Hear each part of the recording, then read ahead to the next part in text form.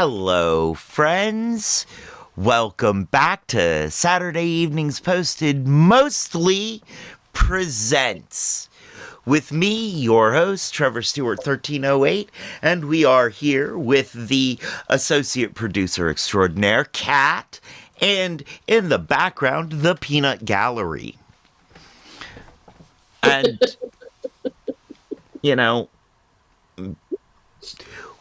we do have a plan for touching on some stuff before the election. We do have all of that, but we're gonna take another week to just be silly and goofy. Oh, we're in ad break already.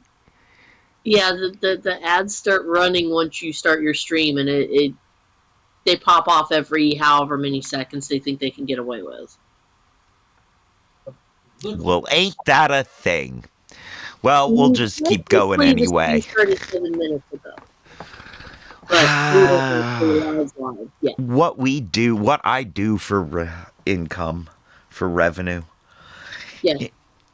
In any case, we are gonna be keeping it light, silly, and goofy again this week by listening and reacting to an episode of How to Do Everything, the spin-off show of Wait, Don't Tell Me. And that should be a lot of fun. But first,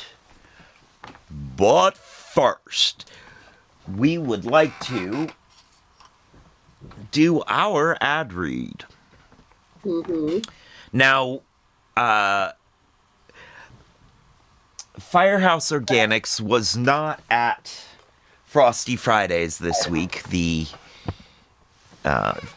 Firehouse Organics, great company, we support them. They were not out at Frosty Fridays, the private sales event at the Hidden Leaf this week. They are at another private sales event today.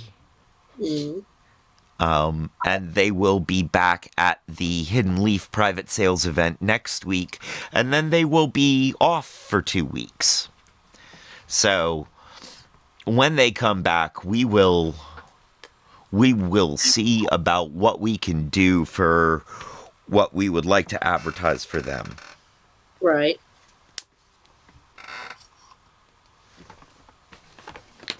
So, for this week, as per usual, our pre-rolls are brought to you by the Hidden... There it is. The Hidden Leaf, downtown Charlottesville. On the downtown mall, 105 West Main Street, Suite 200, above the bricks between 10,000 Villages and Hamilton's.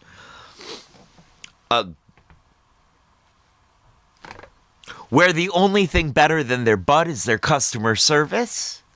A great place to go with some buds to get some great buds. Eh, bud? I am just murdering this. This is awful. Let me start this again. All right? All right. Just remember, thesaurus. Thesaurus? All right. Are you making fun of my lisp? Who, me? Yes, you. No, I'd never.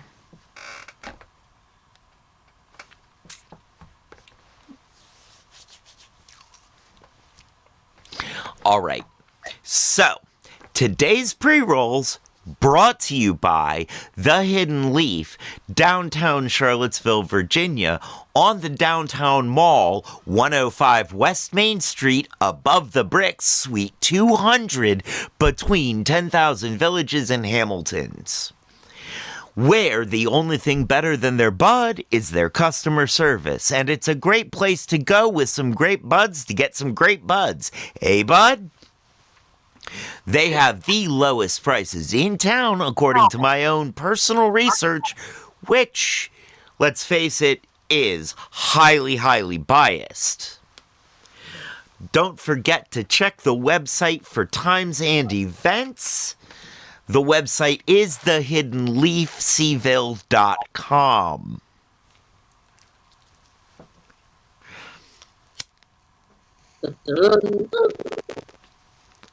Did it.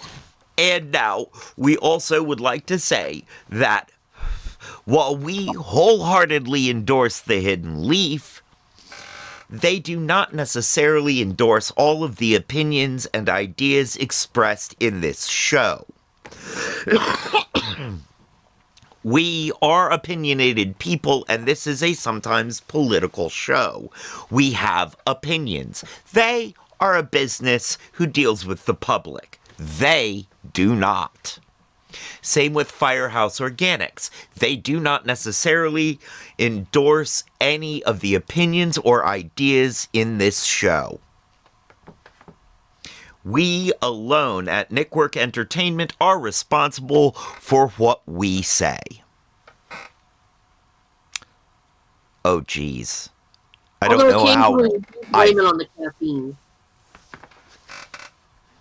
Blame it on the caffeine. Really? You're going with the sugar defense. Yes. I teach 2-year-olds. What do you expect? Teach 2-year-olds. What do I expect? You know. Sugar made me do it. Sugar made me do it.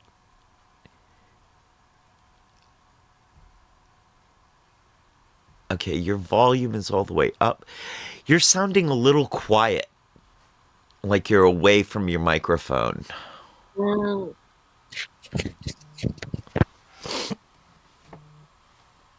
That better? A little, yeah. Peanut Gallery just texted me. Highly biased. Yes, I mean, I'm highly biased.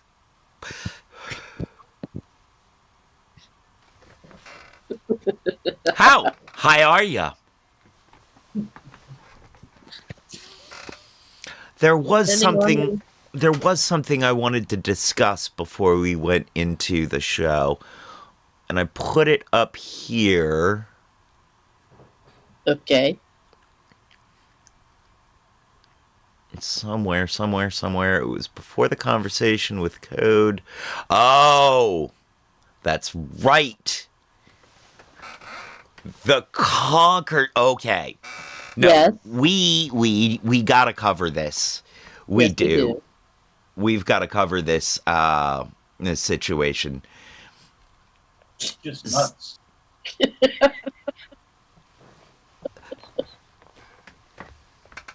F you for getting there first.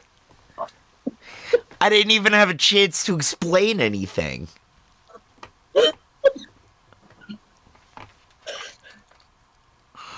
Entirely without context. What? Entirely without context. Yes, exactly. Entirely without context. So, 2 scandals have rocked the world of competitive conkers this last week. You could almost say they've smashed into the world of competitive conkers. Let us back this up so that people know what this is. Conkers is a game British people play with chestnuts. Mm-hmm. And it's rather like marbles, I believe. Specifically horse chestnuts. Horse chestnuts. The inedible, slightly poisonous variety that you can turn into laundry soap. Right. And they are big, aren't they? They're decent sized. I mean, yeah, they're They're about the size of like a decent grape or cherry tomato. Right. So, now, I vaguely remember how to play marbles. I have no idea if the rules of Conkers are like the rules of marbles. Or if, like, you're supposed to smash their Conker open with yours or whatever. But one of the scandals,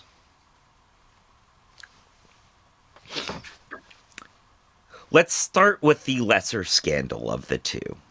Mm-hmm. In women's Conkers, a U.S. woman won the championship, which has got to hurt, right? Mm-hmm. You know,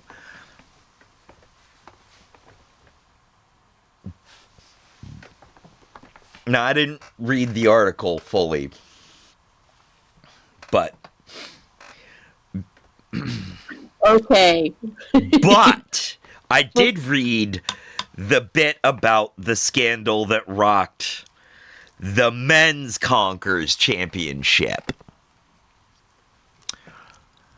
And that was that the champion was found to have a steel nut in his pocket. Mm-hmm. And he said that he would just pull his nut out and show it around to friends for a laugh. But it distinctly seemed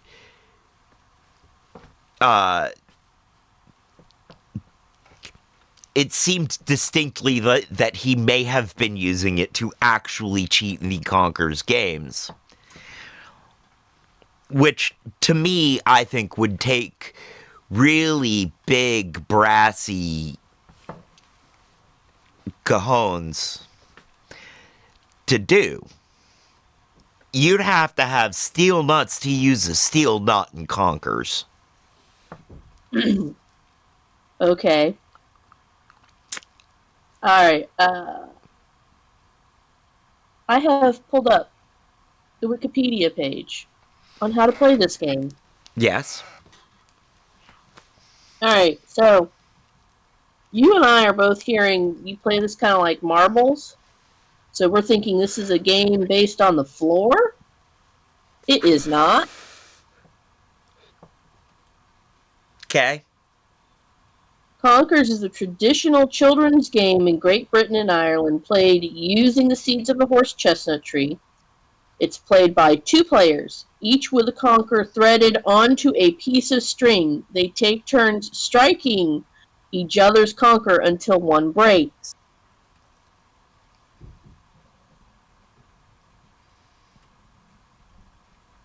So they poke a hole, they thread a piece of string on.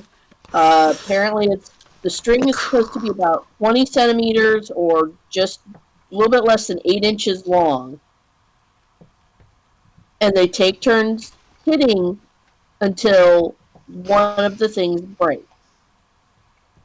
Interesting. The person being hit at lets theirs just dangle, and then the other person has to swing at it. Point is scored for a conker surviving a hit that causes the other one to break. The point is scored irrespective of whether the surviving conker was attacking or defending at the time. So This is flail training for children. Yes! wait a second. This is a game where you smack your nuts against someone else's nuts until someone busts a nut. For Thank children. you for saying it. For children. Yes. For children. Yeah. Well, flail training for it children. it just goes to show you this is quite possibly why birth rates are dropping. People just don't know how to bust a nut anymore. Not correctly, apparently, if they're cheating.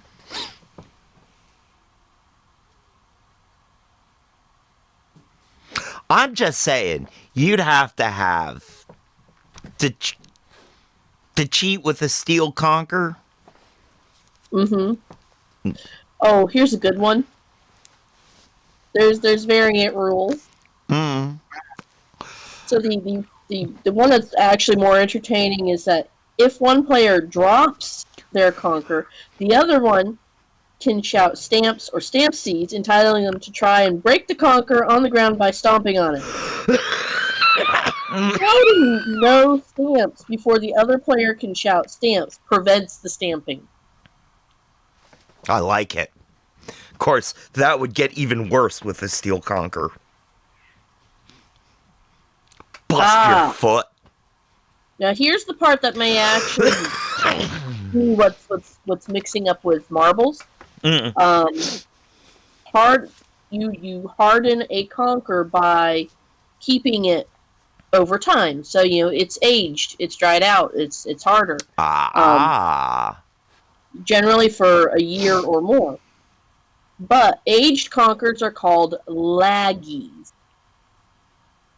Laggies. So laggy sounds a lot like Aggie, which is what I usually hear used for marbles. Yes, Aggies, laggies. Huh. Okay, that is a bit of. I really, I just thought it was like marbles, just because that's what my brain could conceptualize. It was me entering with cultural bias. But it is generally considered. Let's see. It's generally considered cheating to bring a laggy to a competition. Mm. And you can harden them in other ways, including baking them, soaking or boiling in vinegar, painting with clear nail varnish, etc. But all of that would again be considered cheating in a competition. To the point where there was at least one competition where they were not allowed to bring their own from home. They had to use what was provided on the bench. Huh.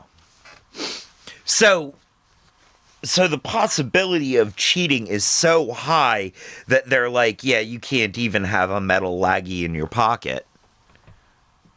Makes sense. No, I was just pulling my nut out to show my friends. It was for a laugh, eh? Let's see.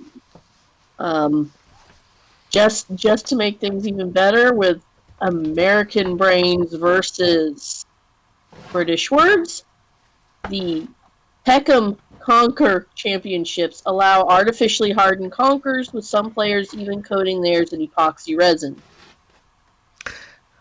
At The SEPmp. competition.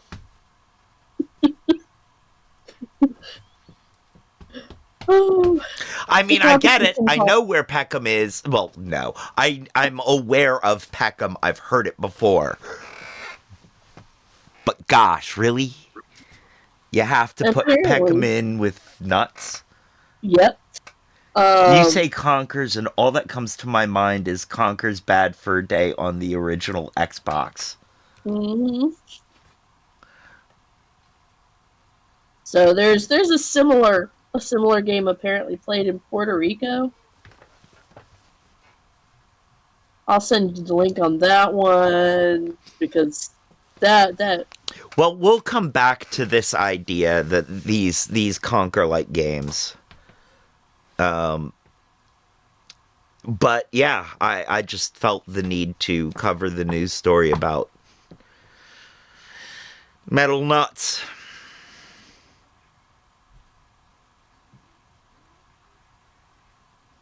I'm putting a picture in the Discord for you because I figure if I read the article, it's going to summon lockpick way too early. Lockpick. Yeah. Nope. It's a Saturday. He might not even be fully alive yet. No, that's true. Anyway, yeah, I put it in the chat for you there. Have fun.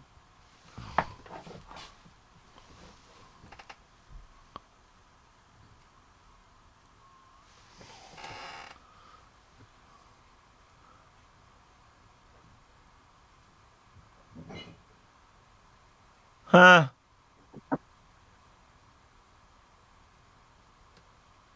Calito. Mm-hmm.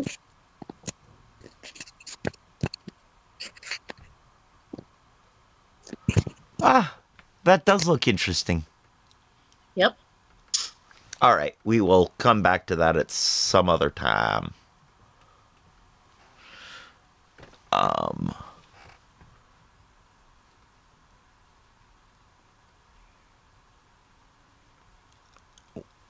We will go ahead and get started on our stream, on our episode. And and we'll dismiss this first ad break when it pops up. We'll pause for the second one in 5 minutes. Mm-hmm. All right, friends. Let's test sound.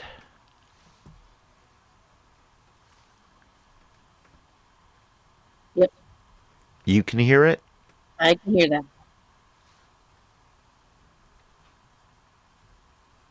Let me try to see if I can hear it. You sell and show up exactly the Here way we you want go. to. Customize your online All store right. to your style. Sign up for a $1 per month trial period at shopify.com/NPR.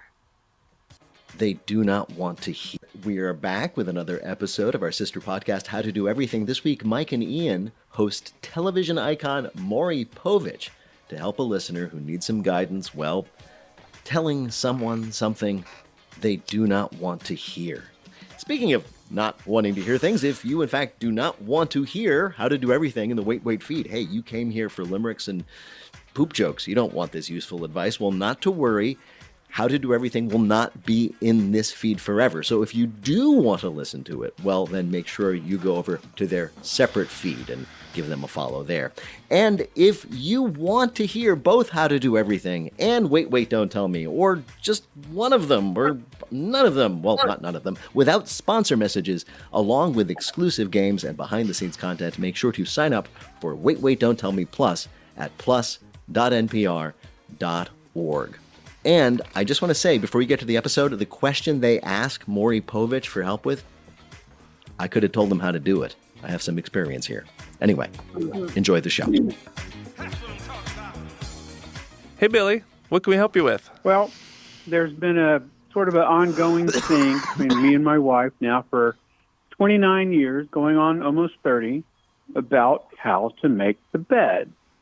When you have printed sheets, do the printed top sheet, does it go printed side up or printed side down? Yeah.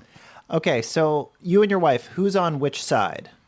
She is the one who thinks the printed side of the top sheet should go down on the bed so that when you're sleeping... No. He meant who sleeps on the left and the right. Maybe. So that when you're sleeping between the pretties, as she's always told me. Between the pretties. And I'm the one who the printed side should be up on both sheets just because they match that way. Mm-hmm. So, okay, so you said this has been a debate, a crisis in your marriage for 29 years?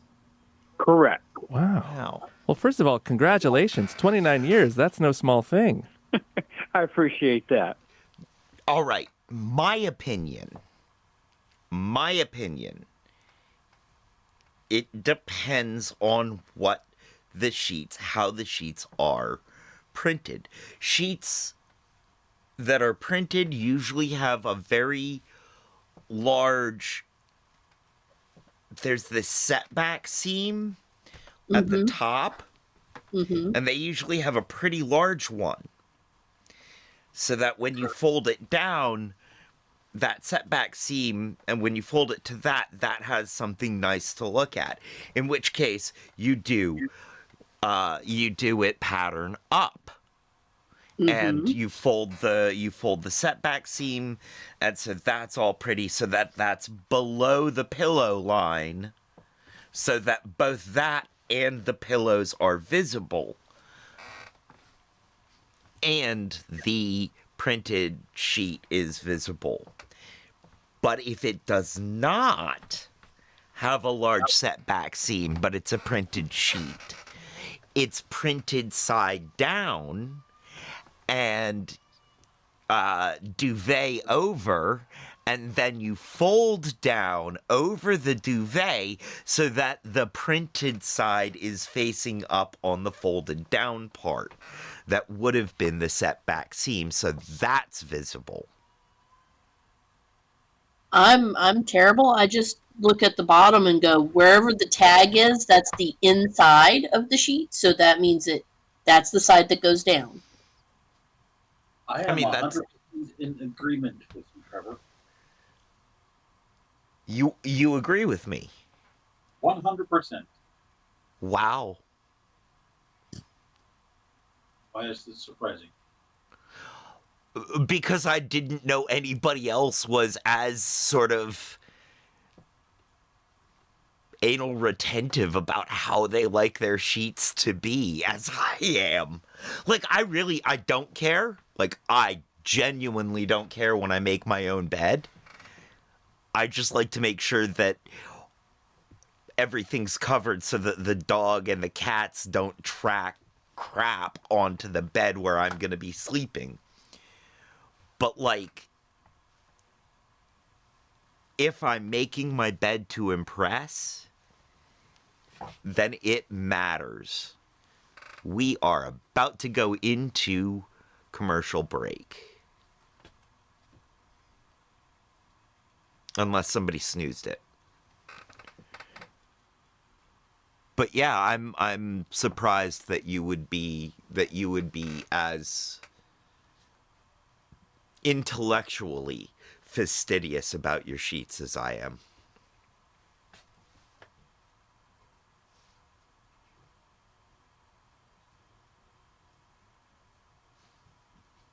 Hello?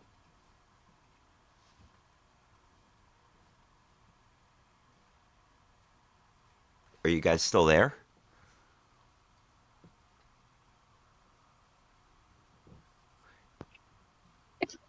All right, can you hear now? Yes, I can. Okay. What was the last thing that you heard from Will? He asked why it would be surprising, and then I went on this long... Yeah. Yeah. All right. So start over with not making your bed. So, basically, if you're trying to make it presentable, then yes, you do it this way. Myself, I don't give a flying because the closest thing I come to making my bed is making sure that my sheets aren't wrapped up in ropes so that I don't manage to strangle myself in the middle of the night. Yeah, we both have the same approach to bed making, essentially. Absolutely utilitarian, but we are intellectually aware of what you are supposed to do to make it look good. Yeah, that tracks. Mm-hmm. And I find it surprising that anyone else is on the same, like, you know, on the same page as me like that. I'm just used to living in a world that's completely populated by my own insanity. Mm. So whenever I find somebody that's even remotely like me in any way, I'm like, ooh, cool! I'm not alone! Mm-hmm. That's fair. That's fair. Although, I don't know if that should make the Peanut Gallery feel any better. Doesn't bother me. I'm not sure I'm a club that you really want to belong to. What's the old saying? I don't want to be a part of any club that would take me anyway. Yeah. Right? Exactly. Okay. I'm just making sure that everything... Okay, everything's running how it's supposed to be. All right, so now that we are aware of how we all feel about sheets and such. Let's see what they think. Because we know we're right. Uh-huh. Well, as far as sheets are concerned, they make great breakfast biscuits. I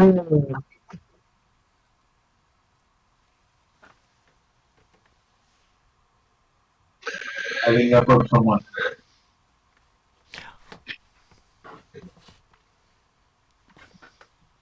Keep that sheet to yourself.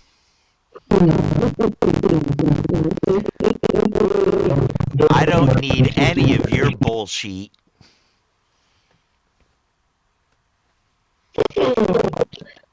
Y'all are cracking up.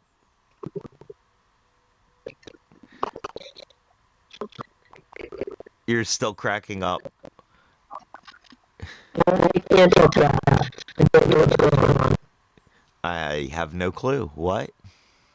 That's active. That's nothing new to me. Yeah, you're cracked up. Not having a clue about what's going on. So we're both right. All right, you guys are starting to come back, I think. Okay. Ah, there you are. All right, back to the show. Especially with tensions running high as they are. Billy, we're going to do our best to save your marriage and get an answer to this question. I would be most appreciative. All right, I think we have the perfect person to decide this for us. I feel like there is an objective right answer here. Grant, what's the best way to identify you? A lot of people just say Grant Howard, former butler to King Charles and Queen Camilla, normally. That is Grant Howard, the former butler to King Charles. And we figure if anybody would know the With proper way to make a that bed, accent? it is Grant. So Grant, what's the verdict? So basically, the first thing you would do is the actual first sheet that would go on the bed, Uh-huh. and it would all get tucked in, and you do the hospital corners, nice Oh. crisp hospital corners. And then what you'd have is the next sheet, and that would be quite, as your listener was it his wife was saying, it'd be the other way round. It would be with the pattern down, and just to be really exact with this, and the pillowcases would always make sure you'd always have the opening towards each other, so they'd all be facing into the bed, and that's how you'd make your perfect bed, technically. Wow. So I'm just going to say, by royal decree, Billy's wife is correct. Yeah, she's absolutely right, and he's completely wrong on this one. Well, I feel like we should just clarify, though, Grant, specifically, King Charles sleeps between the pretties. I can't confirm or deny that, but if he has had it done the way that I was taught, then he would sleep in between the pretties. I have to ask, does King Charles sleep in a king-size bed? His bed's just like I can't really give the details of it, but it's just a normal bed. Okay. If I can say that. Let me say this, though, Grant, because I may maybe do you one better. It's a normal bed for him. He's a king. Therefore, Exactly. it's a king-size bed. Uh-huh. Oh, that's good. Yeah, that's very good. That's very good. Yeah, a king goes in a king-size bed. That'd be the perfect scenario. Can I ask this question? So when you make your bed, I need to respond to that, Peanut Gallery. Uh-oh. Go for it. Peanut Gallery just said to me, remember, most of the servants would be Scottish because they are to know their place.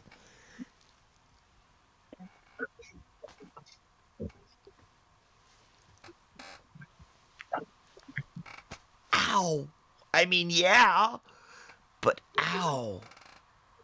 It's coming from someone with heavy Irish ancestry, and just the general opinion that I see from people who really are probably being Scottish and their opinion of the British. I mean, it is STEWART, spelled correctly, thank you very much. So I feel ya. It's not King Charles III, it's King Charles the Pretender to me. So I feel ya. But I wasn't gonna say it. That's why you have us. Mm-hmm. I listen to it. I just heard you into saying it. No, you gave him the out of being able to say it by extension of reading that someone else had wrote, and therefore it's your words. He's just making them audible to everybody else. Exactly. That's exactly it. I am hiding behind somebody else's anonymity. Uh-huh. Haha. Cause y'all don't know who he is. This is true. Y'all barely know who she is. I'm really the only one with, like, myself really out there out of the team, and I'm pretty good with that. In that case, put your pants back on.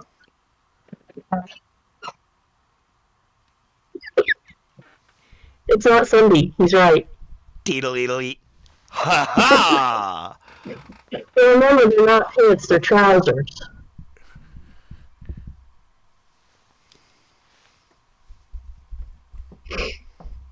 Ow! Gandalf gets you? No, I was smacking my dangling chads around. Oh, okay. Ow! Playing with your counters. Yep. Oh my god, is that what they're called now, too? My dangling chads and my conkers? Well, I mean, if the pseudonym fits.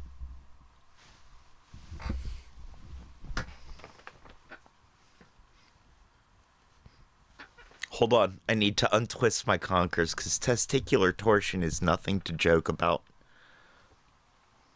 No, but it makes a particularly horrendous spell on people. Yes, it does. I've seen that Punky Doodles. Mm-hmm. All right, back to the show. Right. Do you, Grant, sleep between the pretties? Oh, yes. Yeah, 100%. Thinking about his sleep and that part of his life, does the king have an alarm clock? I don't know, but on saying that, Queen Elizabeth, and he now has this, so this is pretty cool. What I do know for a fact is that every morning, in the morning, they have a piper playing bagpipes outside the window. Really? So that's the alarm clock, basically. So you have a piper outside playing bagpipes in the morning. That's the alarm clock. Could she snooze the saying alarm in almost 2 syllables? If you can stretch it out into 2 syllables, that's the key for saying purple burglar alarm. Purple burglar alarm. Purple burglar alarm.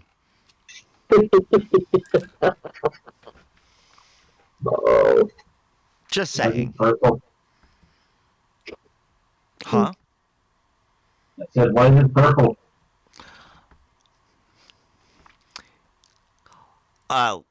You have to get the red burglar alarm, the blue burglar alarm, the yellow burglar alarm, the green burglar alarm, all separately. But the purple burglar is the worst. So that's why you absolutely need the purple burglar alarm. I thought the worst was the Hamburglar. That's why you get the purple one. Because No, he comes Grimace with is the confidence. worst. Grimace is the worst. That's why you need the purple burglar alarm.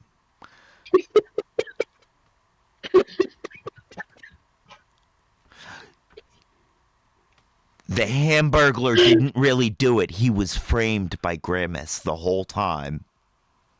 Yeah, that makes absolute sense there. I didn't realize Grimace was a carpenter. I mean, Yup. we didn't exactly know what Grimace does when he's not standing there looking pretty. Apparently, he brings milkshakes. I mean, To the yard. And it's better yeah. than yours. I He could said, show you, "Ooh." but he'd have to charge.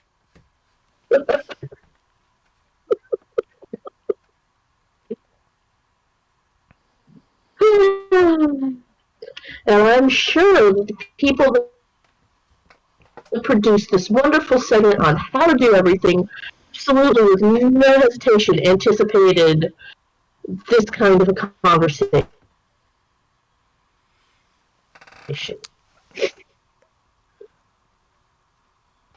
You know, I am having encoding problems all of a sudden. Oh?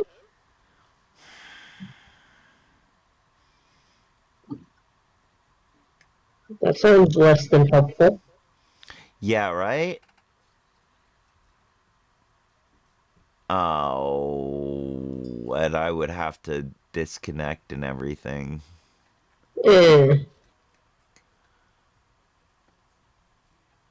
Oh, wait.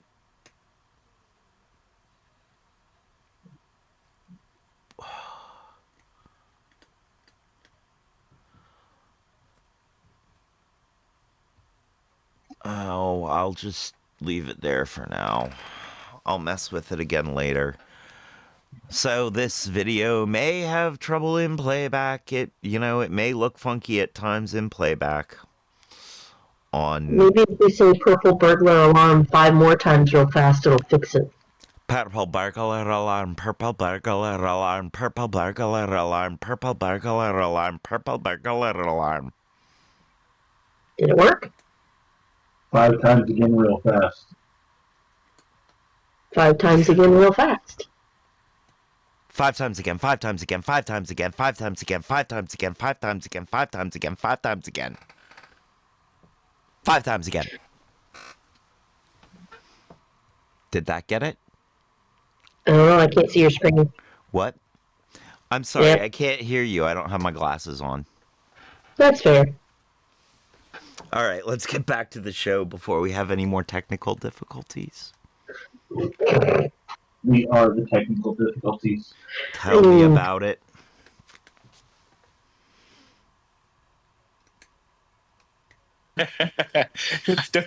I don't think you could shut out the window and tell bagpipes to stop. Yeah. I think it would just go on for 5 or 10 minutes. Wow. What song does the bagpiper play? I'm actually not. I don't really know. I think it's just a Scottish, probably a lament or something, or a piece of Scottish music. Let's be honest. They all sound the same, don't they, Grant?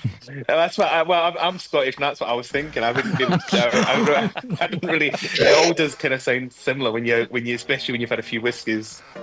Well, Grant, thank you so much for helping Billy. My pleasure. Helping save Billy's marriage. Well, hopefully we've saved his marriage. This is How to Do Everything. I'm Ian. And I'm Mike. On today's show, how to remember to change your toothbrush. Or your toilet brush. Even some things that are not brushes. But first... Hey, Jack, what can we do for you? Well, I had this long ago problem that cropped up about how to tell someone that their fly is open. This came up when I was in graduate school. I happened to be in a class that was about medieval theology, and it was taught by a priest. And he came in to lecture one day, and not only was his fly open, but some of the shirt tail was hanging out of it. And I had this visceral recollection of all the students kind of looking at each other and what should we do? Should we say something? Or how do we bring this to his attention? And of course, we did nothing. Okay. I have my opinions. Okay. In that situation, when everybody sees it, you very politely, sir, you appear to be hanging out. Mm-hmm. No, sir, I don't mean like you're chilling. I mean, like, deedle-eedle-eat, ha-ha! Right. That's how I'll do it. Although, in a more intimate setting, when you're the only person that's noticed, and they're the only person around, or like you want to let them know without it being like a thing, I use the 1980s, the one that I was brought up on, the one that I'm pretty sure everybody will understand, the XYZ. EDQ. Right? Examine your zipper pretty darn quick. I did that to someone recently, actually. In a public setting, a friend, and I had this moment of like, I can't, if I call myself their friend, I've got to let them know, and I've got to let them know gently. This can't be embarrassing. I've got to be gentle with this. It's like if somebody has spinach in their teeth. You got to let them know, but you got to be gentle. It's, this being said, the more people that notice, the more people that have seen it, or the more public the situation, the more public it's gonna be. So the more I'm just gonna lean into the comedy. There was one night at the Goth Club in Richmond. The band that was playing was this industrial metal band called Luxt. L-U-X-T. Luxt. And the lead singer, her fly was down as she was jumping around on stage right in front of me. And I tried to be chill about it. I was like, as they were ending a song, I was like, your fly's down. To which she just turned around to the audience and goes, "Oh, geez, my fly's been down this whole time. I'm so embarrassed." Turned around, zipped it up, looked down at me and said, "Good call, thank you." I was like, that's almost embarrassing for me. Yeah. So again, it's, that's where I stand on that one. Do you guys have opinions? I have plenty of opinions. About this?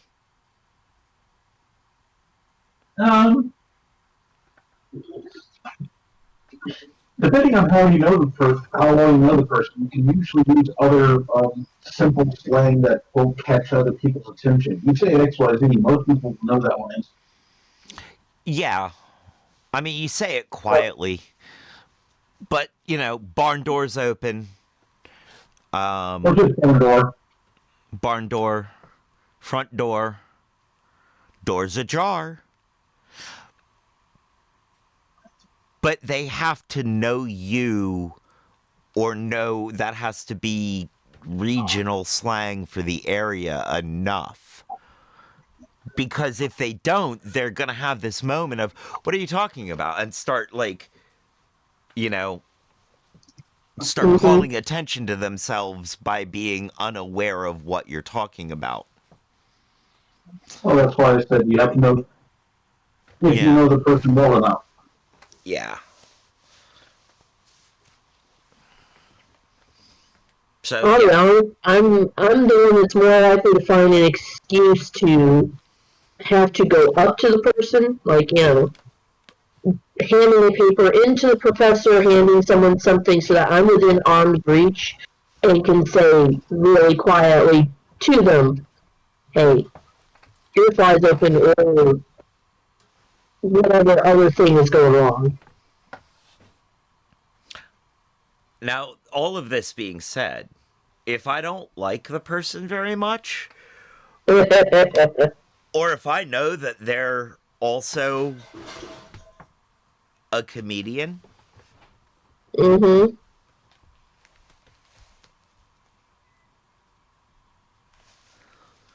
okay. I just heard a crash out there. Okay. I think everything's okay. I'd hear screams if it weren't. One would hope. I hope. Well, yeah.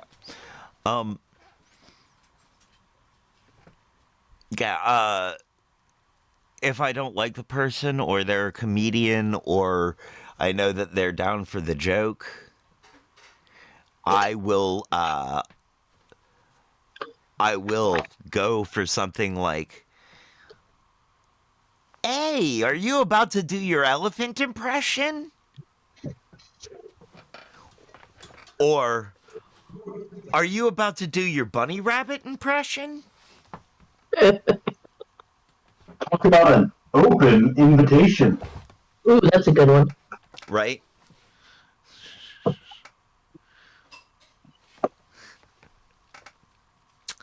And if I'm really feeling my oats, is that a banana in your pocket, or are you just glad to see me?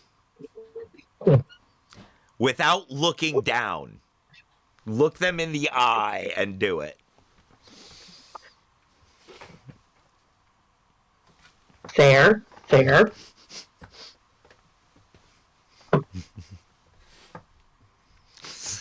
sorry, are you asking for a handshake? See, but these have to be people that you know are down for the joke. Because otherwise, that's just wrong. Creepy. It's creepy. It's ew. It's yeah. Listen, wrong. Yeah.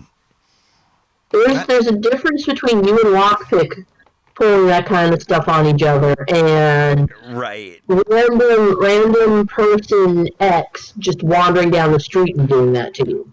Right. Although, I guess if random person X walked down the street and did that to me, they'd make a new friend. They might. Wow, you're interesting. Let's talk. But, you know, with other humans in general, that would be considered wrong. Oh, yes.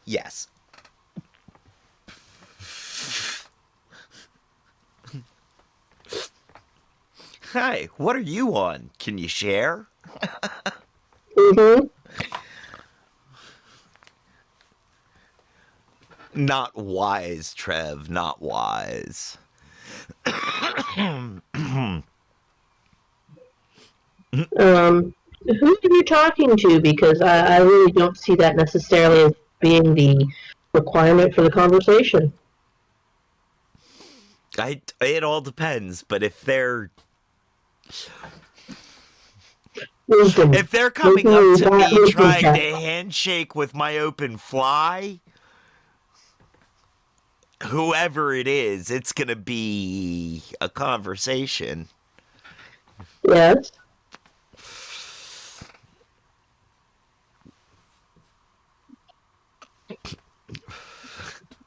Although in the past, I have also said, no, you can't touch. Those are my toys.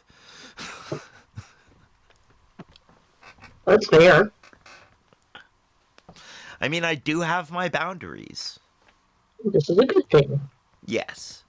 We're going into commercial break right now. Mm-hmm. I'm going to let the commercial break run, and when we come back, we're going to find out what these people think about how to let somebody know your fly is down. Mm-hmm. Right?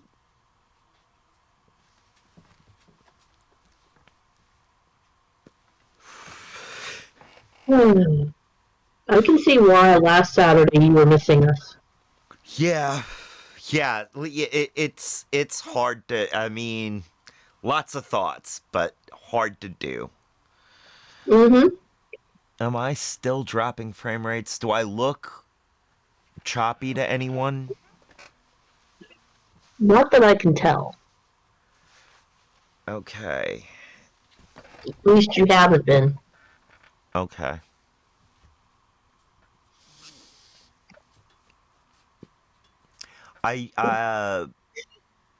Because I added another light source, Mm-hmm. there may be more detail it's trying to catch. Yeah. And that may be why it's not doing so great at it. Could be. Um, it, Oh, I like your skeleton hoodie onesie, whatever it is.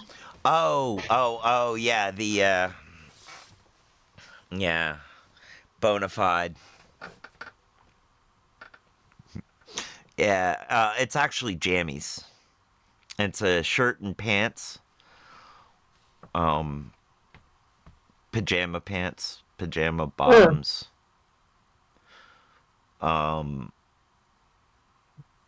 Yeah, it's pretty fun. It's a pretty fun combination. And it's also glow in the dark. It should be. Which, by the way, I need camera person. I need camera person to help me shoot some music videos. Do I have to be the bona fide camera goblin if I'm doing this? Sorry, camera gnome. No, camera goblin. I'm going with goblin. It's already gnome on the tag. I'm wearing fangs anyway. You can cross it out and write goblin over it. That's a very goblin thing to do. We need to have a production meeting soon and talk about some directions for for things to progress in. Mm-hmm. You know, Marina is just continuing to do more wonderful work for the Twitch channel. Mm-hmm. And I think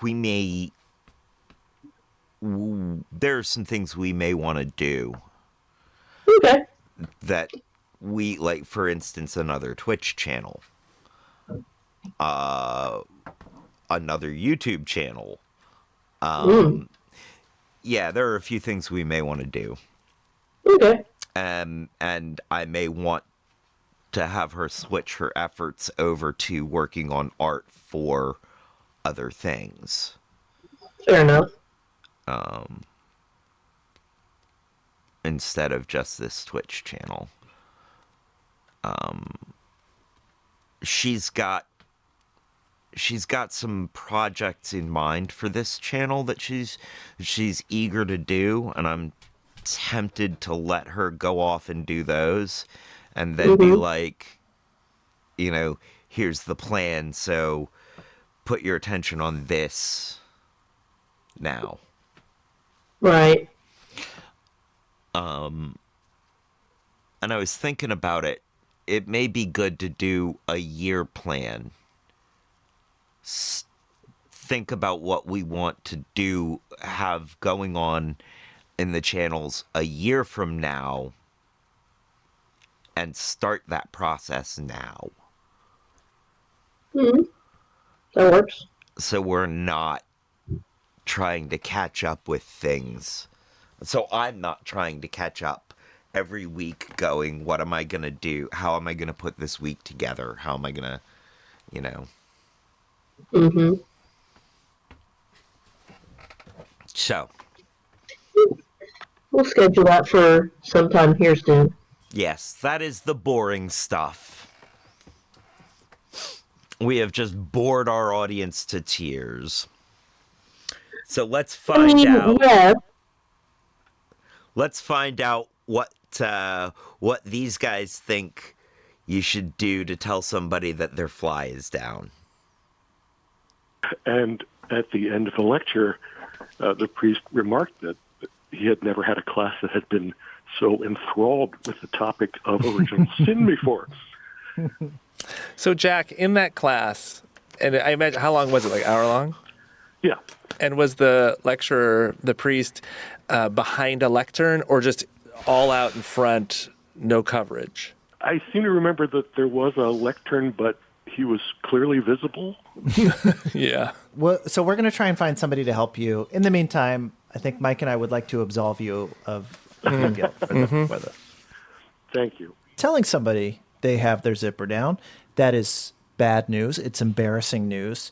We have just got somebody on the line with a great deal of experience delivering bad news. Hello. Hello, Maury? Yes. Maury Povich, you've told maybe more people embarrassing news than anybody else in the world. Do you have any advice for Jack, what we should do when we need to tell somebody their zipper's down? Well, I have an alternative solution.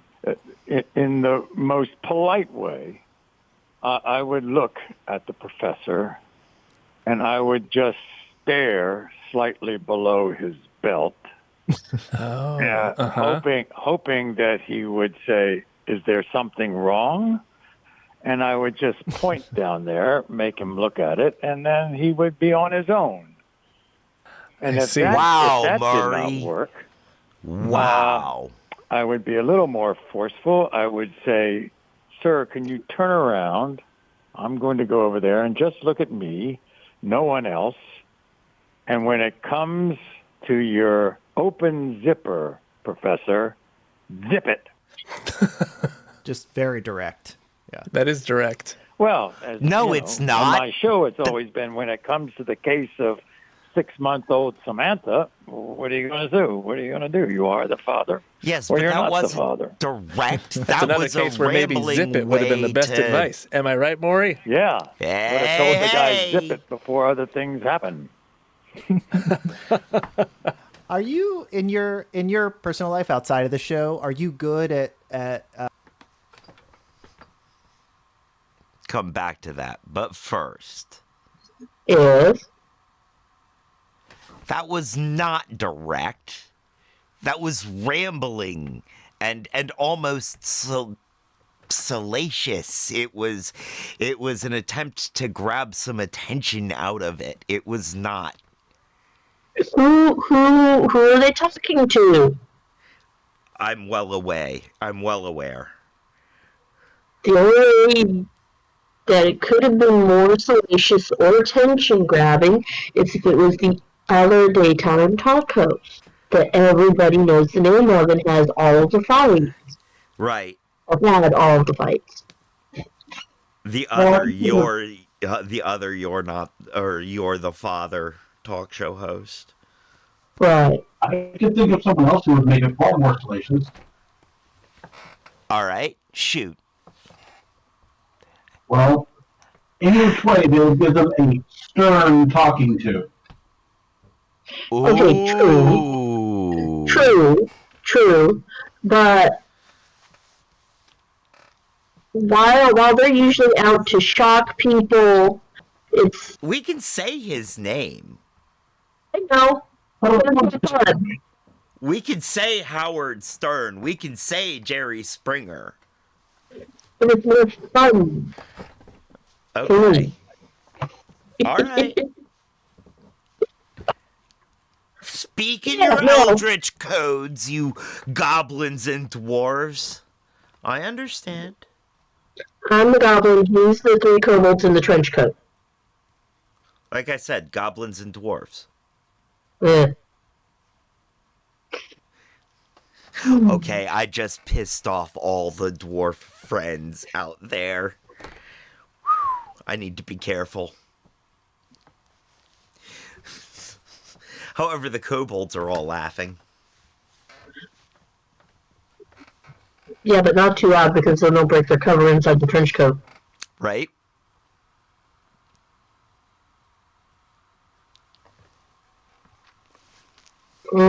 See, this is the kind of racism I can get away with.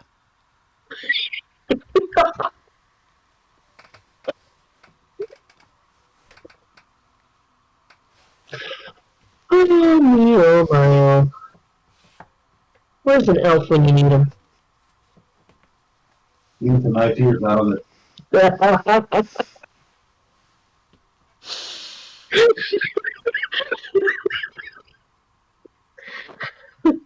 All right. Before this goes any further, because Yes, please, go ahead and hit play.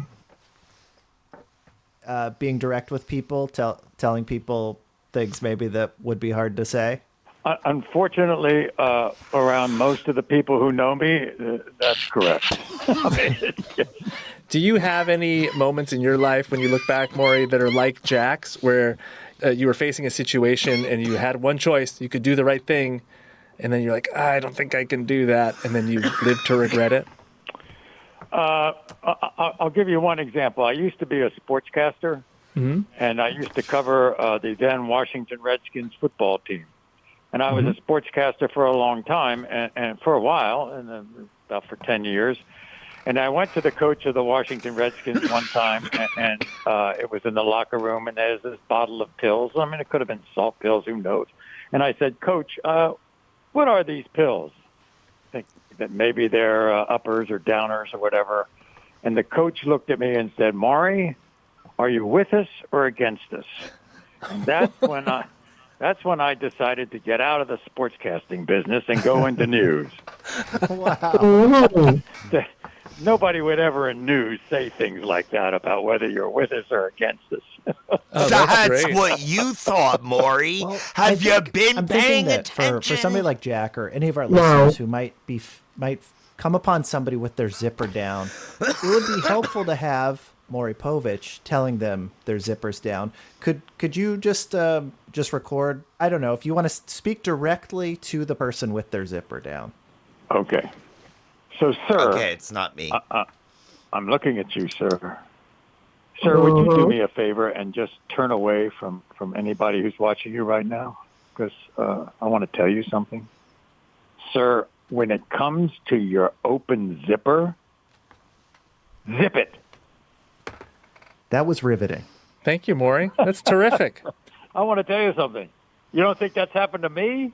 And now that I'm in my 9th decade, guess what? Wow. It happens more often. Do you have a memory of somebody telling you that your zipper was down? No, it's not that. Yeah, my wife has told me that on occasion. That's the only person I can remember. Well, let me ask you this. When your wife, who is legendary journalist Connie Chung, tells you that your zipper is down, what does she say? What? Wait, she says, what? Maury, zip it up, please. Well, Maury Povich, thank you so much for helping us out. I forgot that tidbit.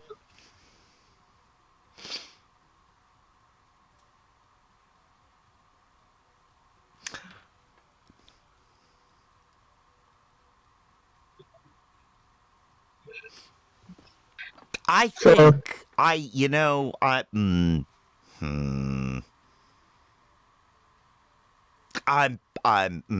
about to pass judgment. She could do better.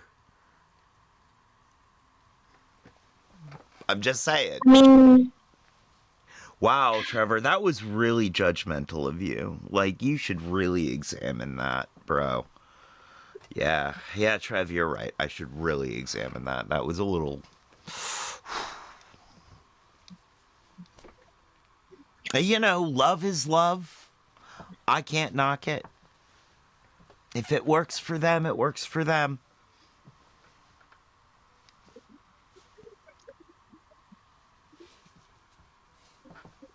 At least they're both in, or have both been in, the TV spotlight, journalism to pseudo-journalism.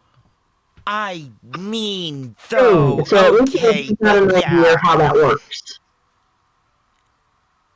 can you imagine an argument between the two of them? Can you imagine him getting irritated about something? Just being an old Jewish man irritated about something, and her looking at him and going, yeah, but I'm a real journalist. No, what I'm picturing is an argument where he starts bringing in guests, and she starts bringing in informants. And they end up with some crackpot family dinner because at the end of the argument they're done, and now they have to feed all of the people they brought in to settle this thing. Oh my Because God. once you enter grandma or grandpa's house, you have to get fed before you're allowed to leave, even if they're busy being crabby and grand. Oh my God. I'm not sure which version is worse. The one where you have to sit there and be polite to people that you get to share the thing. I do imagine her at some point in your version looking at him and going, I'm a real journalist. I mean, that's gotta just be there in the back. She would, you know, before journalism took its weird and unfortunate turn. Mm-hmm. She was actually amongst the real journalists. Mm-hmm. I mean, not that NPR, is how it started the fight. But yeah, that's probably. Oof. I'm just saying, like, oh, because I just can't see him being. I can't see him. I just have to imagine he's kind of petty. Like, he just strikes me as a kind of petty person. I mean, he could be, but it could also, everything that we know and have seen was what he put on for a public persona. And he could be just completely different in private and be someone that she found worthwhile. Maybe. His name's Maury, not Tom.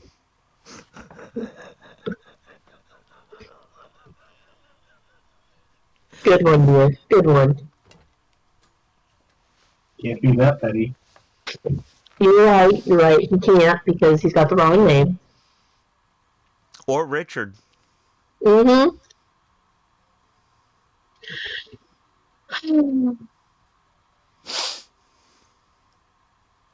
Ow. Back to the show. I appreciate it, gentlemen. Thank you. Hey, if you have a question for us, whatever it is, get it to us at howto@npr.org.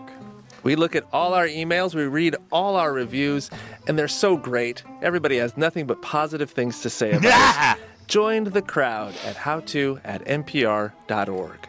It sounds like you're being sarcastic, but I actually haven't seen anything bad. No, I wasn't being sarcastic. Did it sound like I was being sarcastic? You did. You sounded like you were pointedly talking to somebody. They have been married Hina? I'm here. Did Mike sound a sarcastic long time. I think he sounded a little sarcastic. Whether or not Mike is being sarcastic, I feel like he was. Get us your questions at howto@npr.org. They got married in 1984. We love you. We do. What did? That sounded sincere, right? Maury Povich and Connie Chung got married in 1984.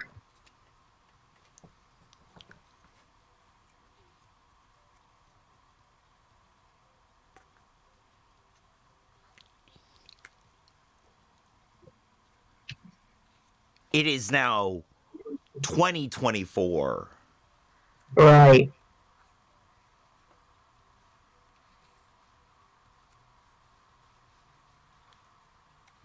Almost 40 years. almost 50 years. That's 40 years. Yeah.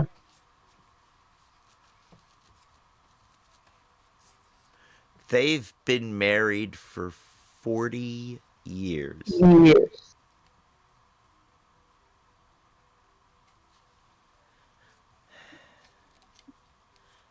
Wow. Those are some very large personalities to put up with for that long. All right, let's see if I can do this ad read in the minute and 10 seconds before we go to commercial.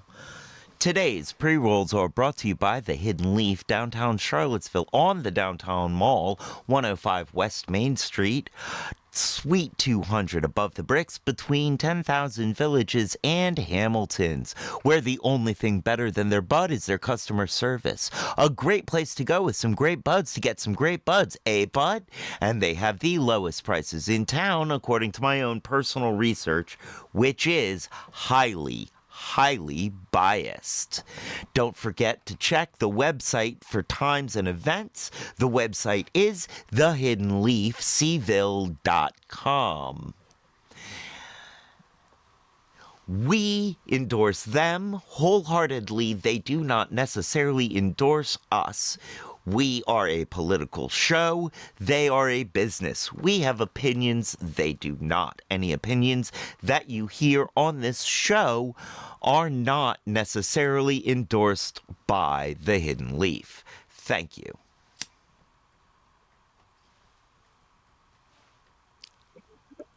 And we're out to commercial break. Oh, that was a terrible rabbit hole for me to start reading down, but that was cute. What? Where? What rub? Do I want to know? Oh, you said it's terrible, and I'm all of a sudden like, ooh. When I was looking up to see how long they've been married, there was an interview with Fox News from a couple of years ago where they were talking about their marriage.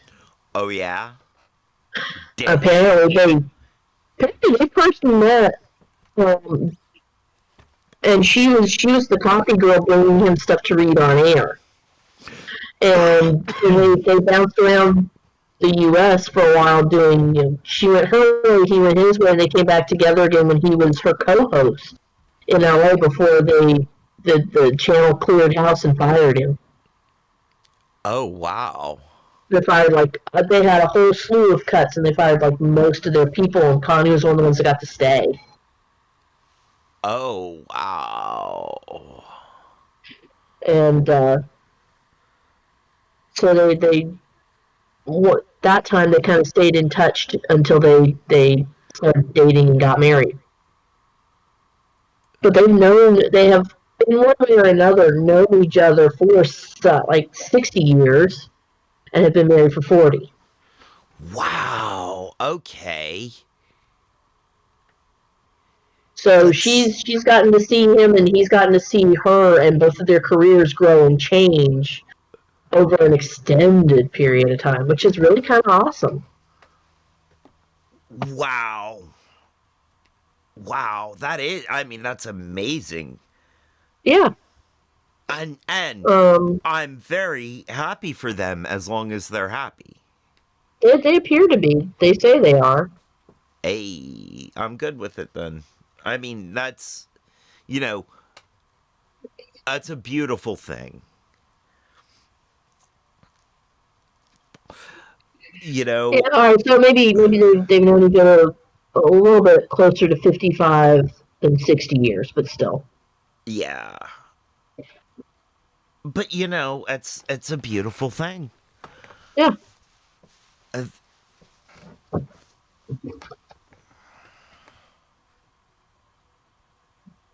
least I hope it's a beautiful thing. I hope there's nothing wrong there.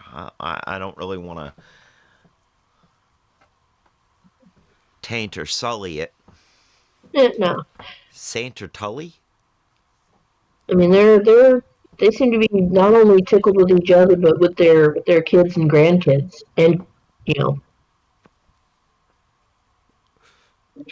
the biggest things they have to say is, Connie's never on time, And she says, well, he's annoying, he's loud, and interrupts me all the time.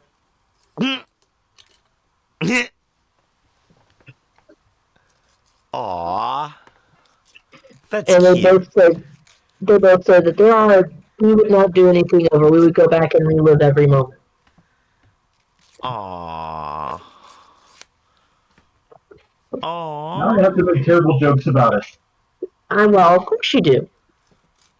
But it's like that's not terrible as in this is a horrendous rabbit hole, but why am I going down these people's Private lives? Yeah. Because, hey. They're here. It's kind of interesting. My terrible joke is unfortunately somewhat mean-spirited, but I still find it humorous. Uh-oh. So I will share it. Yes. Behold, you are not the father. Sounds like projecting. I mean, it could, but he was actually found the father at least 3 times. Now, granted, 2 of those she knew very well she wasn't the mother because he came with them. But definitely, there's one child that they don't acknowledge. That choice of wording? Yeah. I think she did. Look, we opened this show with every sort of nut joke possible, and we just had a segment on closing your fly. What other word could I have used?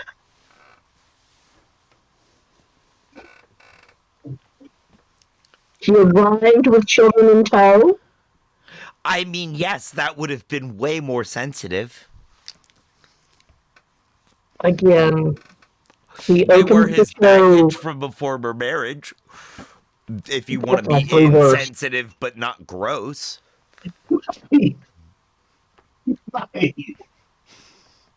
No, the proper thing is he had 2 previous children from a previous marriage. What he did with them, we don't know, but he had them. Subtitle for today's show: Almond milk. What? Almond milk? Yes. Is that what you just really? Yes, it's evil. Today's show.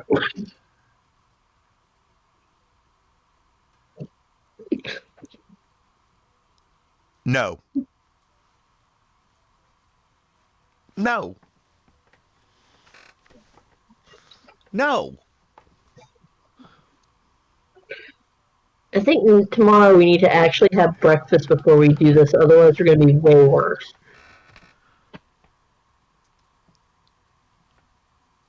I think it's hilarious. I know. But I see my career flash before my eyes. Neon pink and green? What? Is it in neon pink and green? No, it was in brief flashes of bloody red after that. This is why you need to make sure your zipper's up. And be careful when correcting the situation. Exactly. How did you know it's neon pink and green? Because that was the flash of color that appeared when you said it was flashing before your eyes. If it's those colors, you really might want to see a doctor. They probably have an injection for that.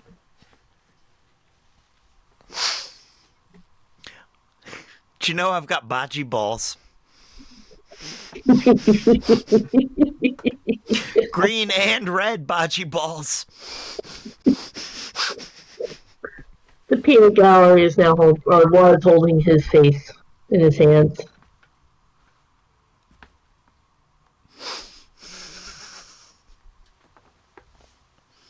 I got a whole set of bocce balls.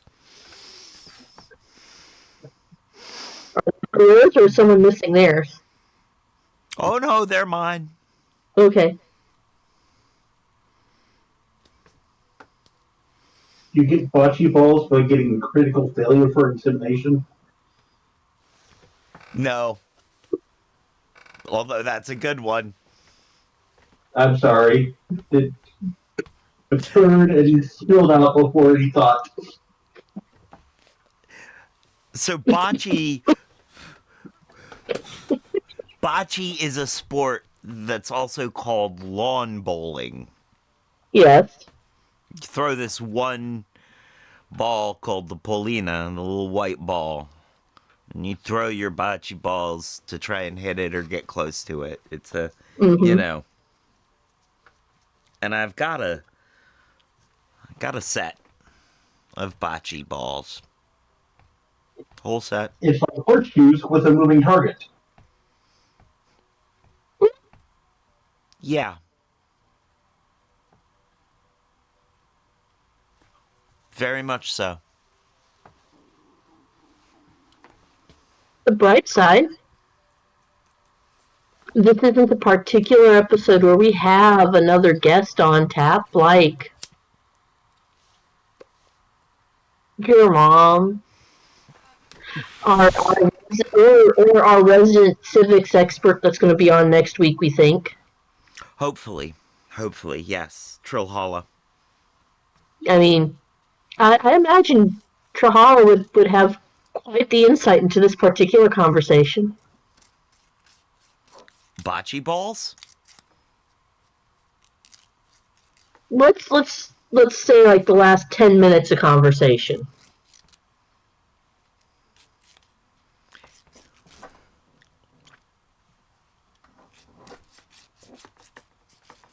I'm innocent. I don't know what you're talking about. Good. We'll leave it there and we'll restart the show. You could have just said start the show. No.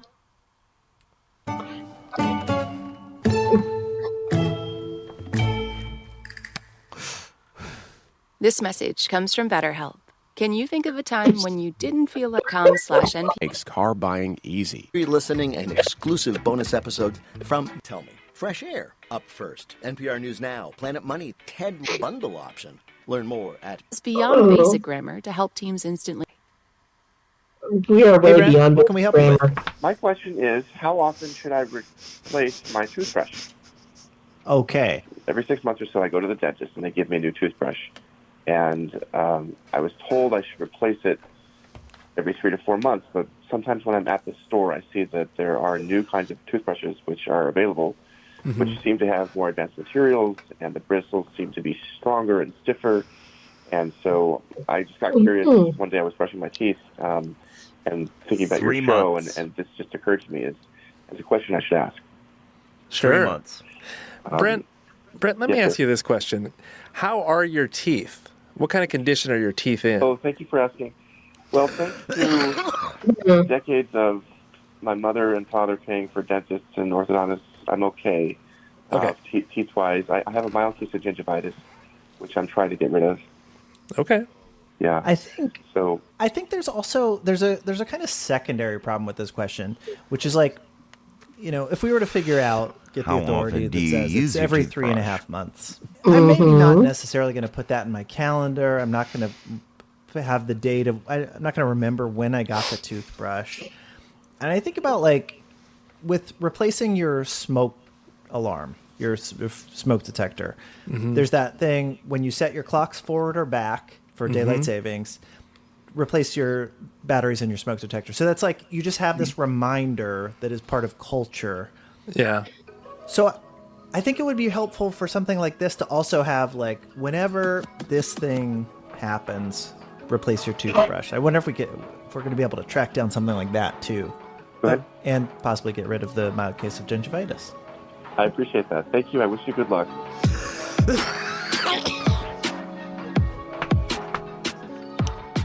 All right, Brent. We have a solution. We've done a little bit of research, and we have that sort of mnemonic guide, like the smoke detectors. All right. What do you guys think? You're asking the wrong person here. Both of us. My go-to is Every time I replace my tube of toothpaste, I replace my toothbrush. I can see that. That's pretty fair. If you need to buy more toothpaste, that makes sense. Yep. Usually buy a 2-pack of toothpaste and a 2-pack of toothbrushes. Yeah. When the toothpaste is gone, the toothbrush is gone. Now,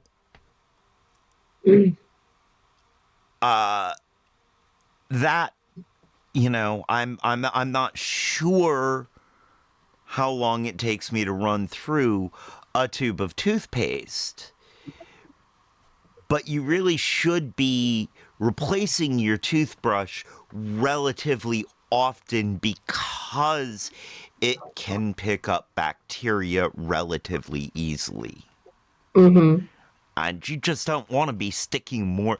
Like, you should also replace your toothbrush every time after you get really sick. Like, I just fought off an illness, a nasty illness, so I should replace my toothbrush. Right.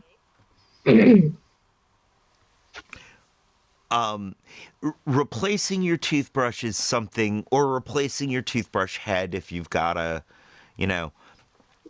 is something you should do more often than you think you should.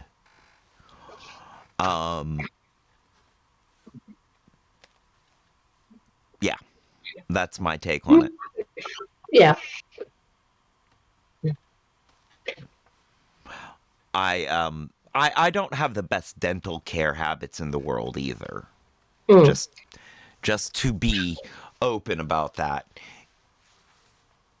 Yeah. You don't get to have yellow teeth like I have and have great dental habits. Now, honestly, I've got 2 separate brushes because I go do a lot of house sitting. So one has a case for travel and stuff like that, and because I'm going in and out of effectively weird people's homes a lot, whenever that one has seen like 3 or 4 homes, it gets replaced. That's fair. The one at home, honestly, mostly it gets replaced whenever it lands someplace that I don't like. Because, I have a cat, and occasionally my toothbrush gets absconded with. Yes. So when it gets absconded with and it goes someplace, then it goes in the trash and I get a new one. So. I am well on my way on working to make sure that the fact that it is a singular as opposed to a plural is accurate. Yes. A teeth brush instead of a toothbrush? Yep.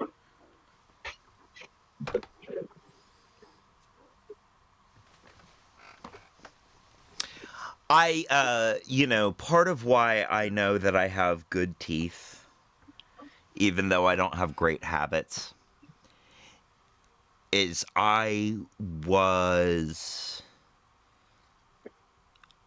given fluoride. My teeth were fluoridated heavily up until I was about 16. There is so much fluoride in my teeth that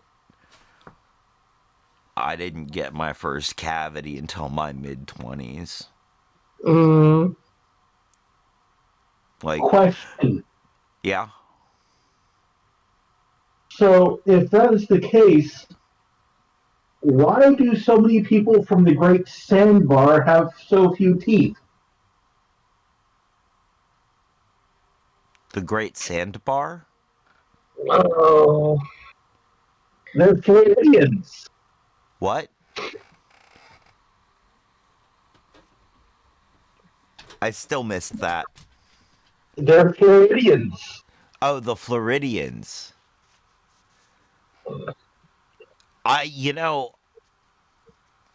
Everything is fluoridated. Okay, I don't know. Honestly, I don't know. I know that because how I was raised, both on the commune and afterwards, I was given a lot of floor. Oh, you! I just got there, you jerk!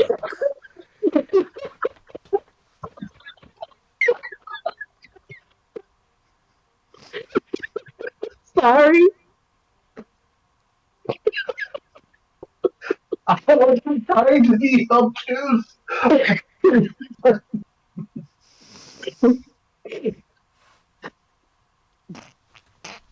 That was just... Okay.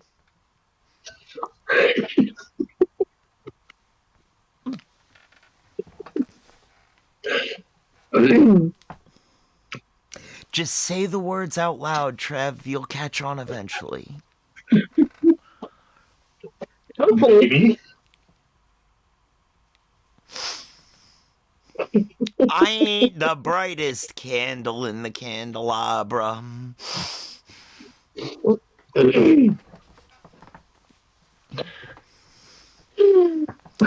But that's okay.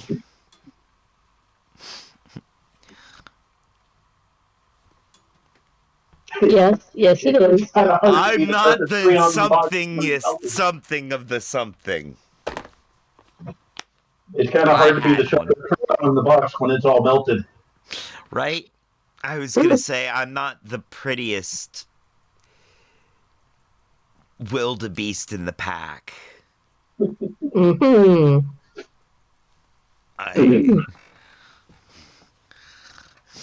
I may not be smart, but at least I'm ugly.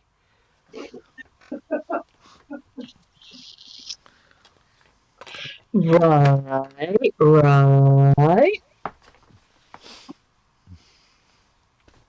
You know.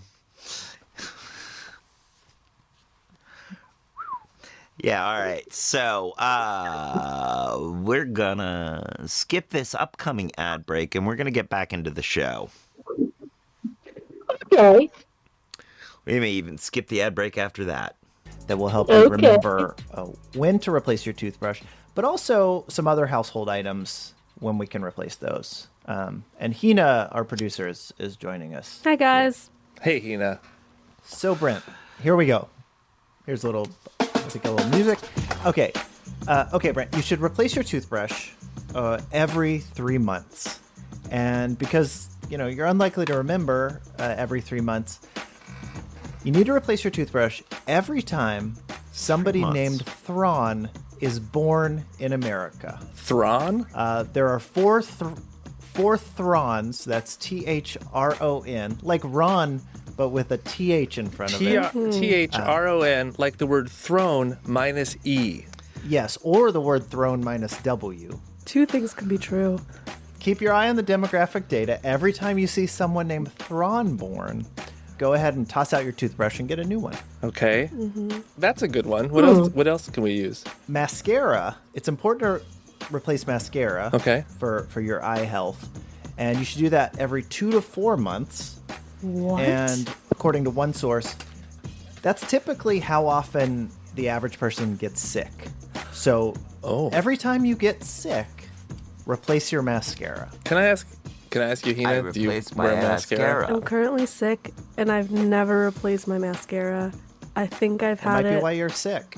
I think I've had it since I was like 15 years old. The same one? The same one. That makes me think Are I you should sick with change pink eye my eyeliner, though. No.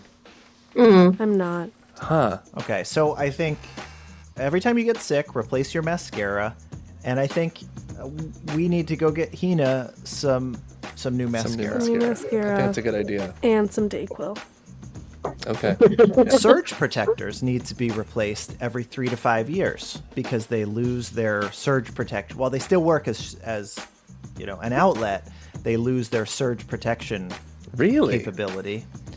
So what you want to do That's the same cadence as whenever the USDA publishes new data on llama farming. Okay. So keep your eye on the USDA On the website nude whenever you see llama new data on farms? llama farming or mink farming. You're going to want to replace your surge protector. So a surge protector is the whole thing. Hold on. We just blew past nude llama Nude farming. llamas. Yeah. No, okay, are the llamas nude or is the farmer nude? If the llamas are nude, what are they qualifying as nude? Is this like Well, that hairless would be llamas? just- Sheared that would- llamas? Yeah, that would be just post-sheared. So you're farming nude llamas every time you shear them. Unless maybe they've got llamas that are like the hairless cat. Do we have hairless llamas? God, I hope not. That's a terrifying thought. Those hairless cats terrify me. Maybe it's nude farmers, and it's counted as nude llama farming every time you have nude farmers with hairless llamas, or just shorn llamas. Can you imagine how dangerous it is to shear a llama in the nude? Watch out, they spit. Ew.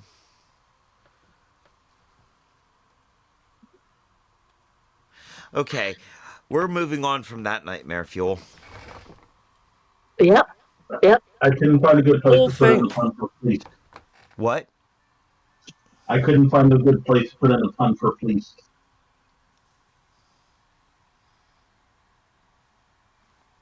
Maybe they need to shear the llamas so that they aren't nude farmers anymore.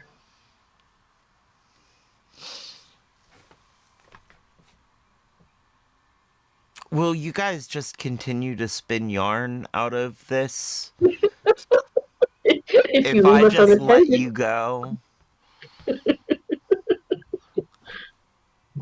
Well, we're just going to keep teasing at it. That's I'm not home, so we're not going to get carded for this. Took me a moment. Good one. I was wondering who was going to get there first. Oh, yeah, we all rove right. a little this way, we rove a little that way. Enough of this wool gathering. Let us You get wanna our split this up? minds together. Whole purpose of it, it's going to save you from overloading the electrical circuit, right? Yes. And that just kind of on its own breaks down sometime between 3 and 5 years. If you're at 5 years, every day is a gift. Your computer is about to explode. Yeah. Wow. I had no idea. And I'm sure I've never done that. A lot of people don't realize you have to replace your plastic cutting boards. Oh, God. Every This makes sense to me. I've been Hina, how old is your cutting board? since I was in college. Oh! I should use the same cutting Scale-wise, I board. don't think that actually is that crazy. That's Let's be like- honest. Unless you've been 6 years, dealing with maybe? fish. Yeah, that's still okay. From the beginning of college? All right, so you need to replace your plastic cutting board every 2 years. Okay. And the best Fuck mnemonic that. for that is Exactly. there are 28 Barry Manilow fan clubs in the country. Okay. But every 2 years, those 28 clubs get together and have a convention, which Barry Manilow attends. Really? So keep your eye on that calendar. Whenever the Barry Manilow fan club convention meets, you're going to want to throw out your cutting board and get a new one. Do they have a name? Like Jimmy Buffett fans are called parrot heads? I'm looking it up. Yeah, that's right. Low Low wow. ballers. I'm glad you asked because yeah. Fanilo, they're called Fanilo. I thought. What did you say, Peanut Gallery? Low ballers. Nice. Fanilos, low ballers. I like low ballers better. Thought you were I about like to say they were Manilows. called barracudas. Okay, here's a good one. A lot of people don't realize, and this is serious, you have to replace your sunscreen. Sunscreen goes bad and loses its effectiveness every 3 years. Okay. So what you want to do to remember that is subscribe to Model Railroader magazine. Okay. And every time Rod Stewart appears on the cover, you're going to want to replace your sunscreen because Rod Stewart appears on the cover of Model Railroader magazine every 3 years. Wow. Good for you, Rod. That's fantastic. I mean, it's crazy to me that Rod Stewart, the guy who's saying, "If you think I'm sexy," is that deep into model railroad cars. Do you not think model railroad cars are sexy? I don't. All right, to each their own. The rest of that line, if you think I'm sexy, well, that's where you're wrong, bud. All right, Brent. Thanks to Ian's hard work, I think we've now saved you and your mouth from any future catastrophes related to your old toothbrush.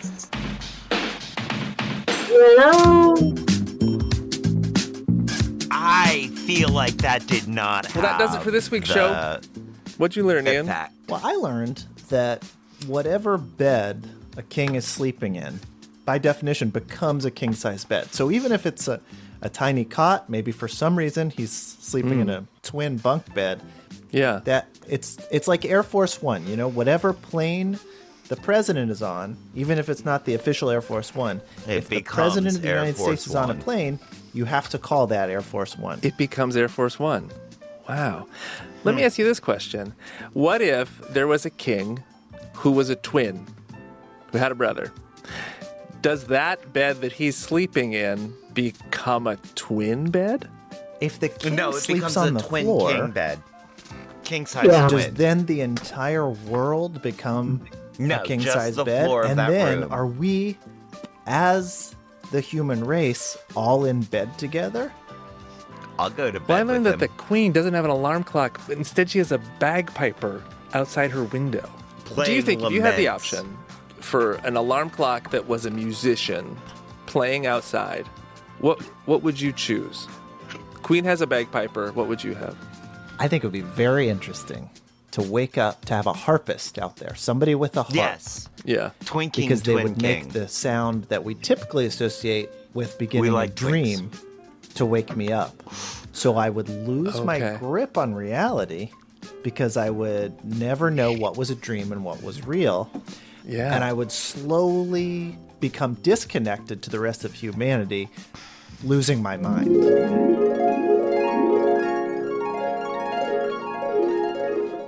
How to Do Everything is produced by Hina Srivastava. Technical direction from Lorna White. Our intern is Kelly Cook. Keep smelling, Kelly. Get us your questions at howto@npr.org. I'm Ian. And I'm Mike. Thanks. Well, that was Entertaining. something else. Yes, yes. I Right. thought we were going to have Patrick Stewart doing something funny there. We were supposed to. I think you might have pulled up the wrong episode. Yeah, but the episode before that was the last episode we listened to of it. So maybe at the last minute they had to change it. Maybe. I don't know. Or maybe it was the previous episode before that. Maybe Ooh. we may, I may have to do some searching. We may have to find it at some point. Yeah. But next week is most definitely gonna be possibly gonna be a check-in on civics. With our civics expert. I mean, I appreciate her expertise. Mm-hmm. It's more that we're at the level of someone who is a middle school civics teacher is the level of expert that we need to explain to us. We have about middle school level expertise in this. So we need that person to be our expert. She's actually way more informed about civics than your average middle school, in my opinion, average middle school teacher, but definitely average middle schooler. And she is very well. She is, in my opinion, an expert in civics. It's just that we're kind of a Mickey Mouse operation here, so makes sense that our civics teacher would be a middle school civics teacher. Hey. So does that mean she works for Honda?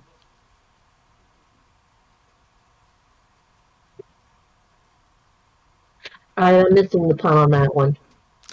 Honda Civic. Yep, I need more tea. I just need to shut up. I did not say that. And I need to go through the outro.